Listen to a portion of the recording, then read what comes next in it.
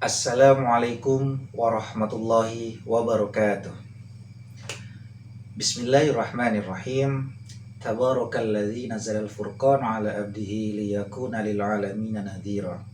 Allahumma shalli wa sallim ala sayyidina Muhammad wa ala alihi wa sahbihi ajma'in, amma ba'du. Hai anak-anakku semuanya, bagaimana kabarnya hari ini? Semoga senantiasa sehat ya.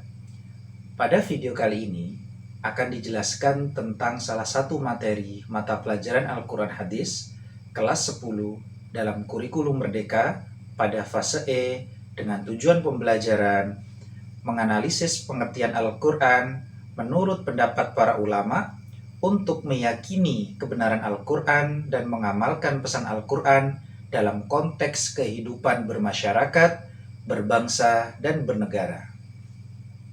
Adapun kriteria ketuntasan tujuan pembelajaran, peserta didik dapat menunjukkan kemampuan dalam menganalisis pengertian Al-Quran secara etimologi, terminologi, dan nama-nama lain Al-Quran menurut pendapat para ulama secara lengkap. Baiklah, sebelum kita mulai belajar, marilah bersama-sama kita berdoa dengan mengharap ridho Allah agar ilmu yang kita pelajari bermanfaat di dunia dan di akhirat. Berdoa mulai. Berdoa selesai. Selanjutnya, simak dengan baik materi berikut ini. Apa itu Al-Quran? Bagaimana para ulama mengartikan Al-Quran? Nah, untuk mengetahui makna Al-Quran bisa melalui dua cara, yaitu secara etimologi dan secara terminologi. Etimologi mengkaji asal-usul kata secara bahasa. Yang kedua, terminologi membahas dari sudut peristilahan atau batasan definisi istilah. Ada beberapa ulama yang menyebutkan arti Al-Quran secara etimologi. Berikut penjelasannya. Bisa kita lihat dalam tabel berikut pengertian Al-Quran secara etimologi. Yang pertama, ada ulama bernama Al-Lihyani. Beliau mengatakan Al-Quran diambil dari kata qoro'a yaqro'u Qur'anan makru'un, yang artinya bacaan atau yang dibaca. Lalu yang kedua, ada ulama yang bernama Al-Asy'ari. Beliau menyebut Al-Quran diambil dari kata korona, yang berarti menggabungkan. Yang ketiga adalah Al-Farra.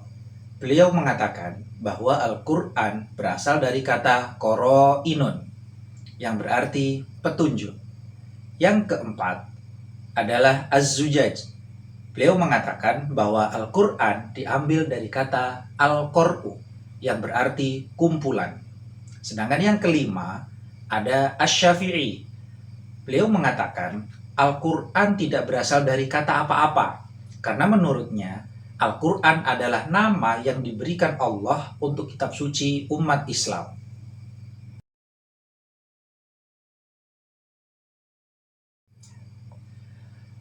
Adapun pengertian Al-Quran secara terminologi, ada 3 ulama yang menjelaskan.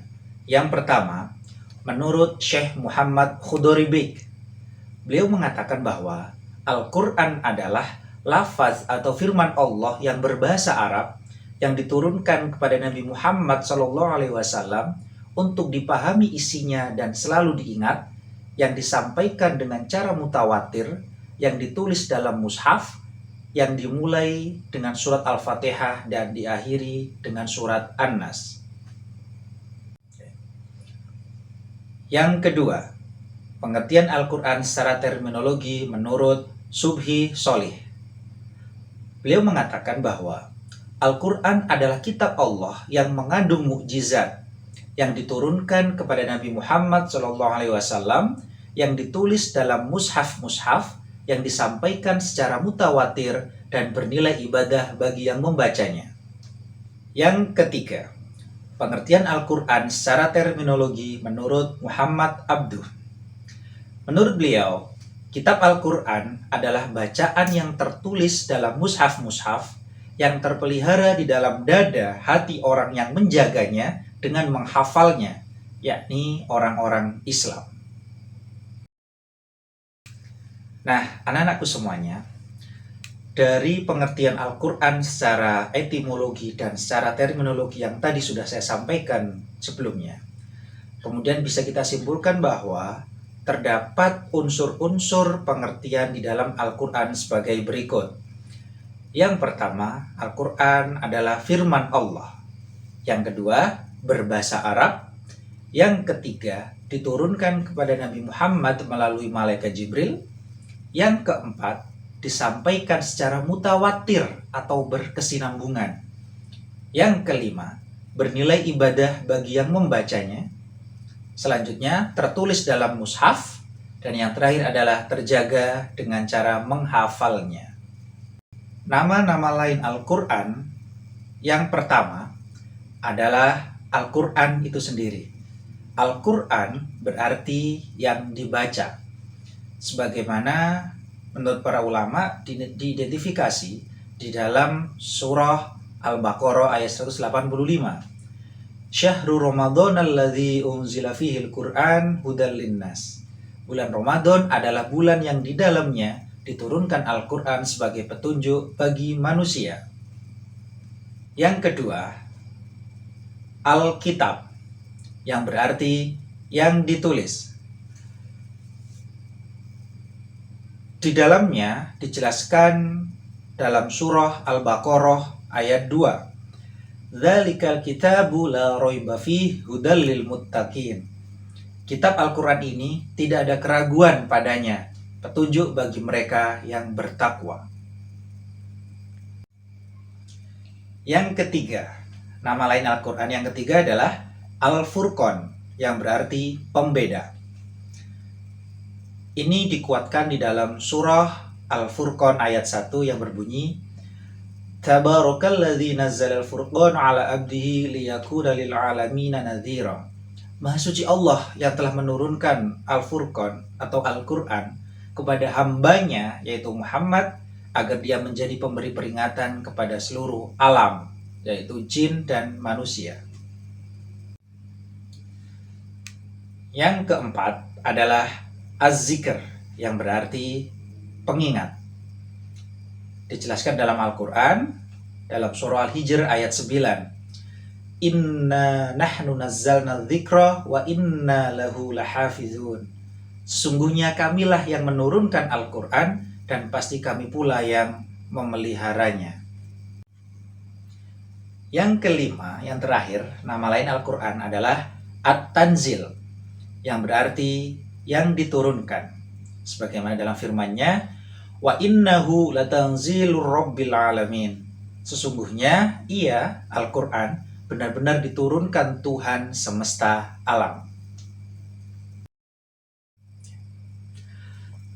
Mengapa Al-Quran memiliki banyak arti dan nama lain?